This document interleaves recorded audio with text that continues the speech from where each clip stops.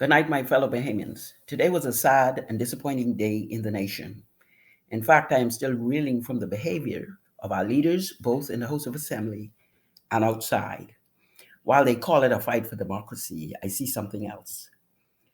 The Bahamas Constitution Party has been very contemplative and very involved in research and planning since the release of the 19-page indictment that was handed down from the U.S. Attorney Office in the Southern District of New York. It was my determination to allow Prime Minister Davis an opportunity to speak in the House of Assembly today to give a clear perspective as to where the country goes from here. However, as I watched, the situation that escalated quickly in the House of Assembly in the morning session was not called for by both the opposition and the Speaker, giving way to complete mayhem and pandemonium in the House and in Parliament Square below.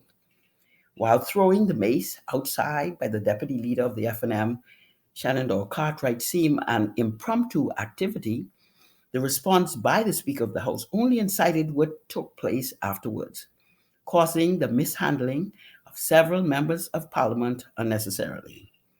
The FNM was out of order, both the leader and the deputy, and while within reason they could have waited to speak, their insistence and impatience did not allow cooler heads to prevail, as Madam Speaker herself was already irate and impatient. I sat at my computer, flabbergasted, as I watched the scene unfolded.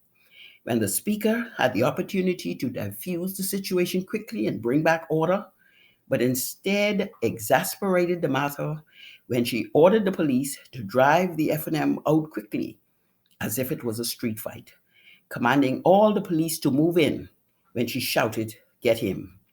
I am disappointed that leaders of the nation cannot exercise the level of emotional intelligence and self discipline to see what any quick decision would cause and instead navigate more carefully through to a more fruitful conclusion. The police was out of order. To rush into the situation to accost a member of parliament that is not yielding or wielding a weapon, and to create a scuffle which resulted in harm to the deputy speaker and a police officer. That was certainly not called for. However, getting back to the indictments that was issued last week, which sparked this tension of today and has embarrassed the nation. However, we lay the entire mess at the feet of this Davis administration, which has also been implicated of impropriety in several other international scandals since coming to office 3 short years ago. The disappointment of the Bahamian people goes deep, as leaders called to lead and do our business could allow the nation to sink this low. I believe that the statement, "where there is smoke, there is fire," and it is indicative that the U.S. Attorney and the DEA is not going to make up this much of a story on the Bahamas. After all, the U.S. Embassy has already made a statement that they are committed to continuing the diplomatic conversation because of their ongoing cooperation with the Bahamian government.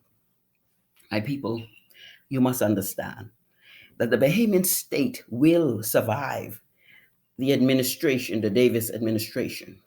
And what happens from here must keep the Bahamas and the United States government talking for the benefit of both our governments and our people as partners against trafficking of drugs and weapons in and out of our region. My fellow Bahamians, I'm confident that in this Bahamas, all politicians are not corrupt, all police officers are not corrupt, all civil servants are not corrupt, all the people are not corrupt.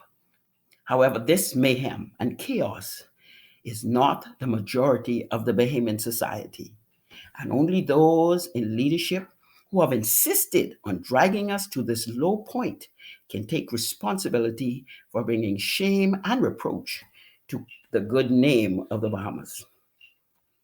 And I must reiterate, as I indicated last week, all members of this PLP administration who knew what was going on and said nothing are complicit in the crimes that were committed. There is a saying that goes, if you haven't with the crows been found, you would be all safe and sound. So, my fellow Bahamians, as I turn to the resolution of one important point, which is the office of the Commissioner of Police. The BCP is both pleased and relieved that Clayton Fernander, who served in the office of the Commissioner of Police, has resigned, calming some fears of the residents and taking some responsibility for the criminal activities that was going or taking place in the Royal Bahamas Police Force. However, we are more than ecstatic that the Prime Minister's recommendation for the Assistant Commissioner of Police, Shanta Emily Knowles, to be appointed to the office of Commissioner of Police. She will become the first woman to serve in that position.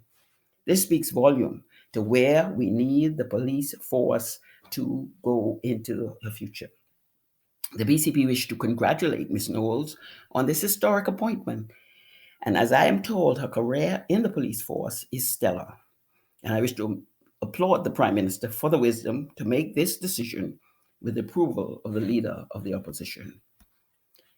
My fellow Bahamian, the next few steps we will take as a nation will determine how we will get to the place of the reconstruction of the Commonwealth of the Bahamas, which is needed from top to bottom, and make the Bahamas great again, as was the vision of the founding fathers and mothers of the modern Bahamas.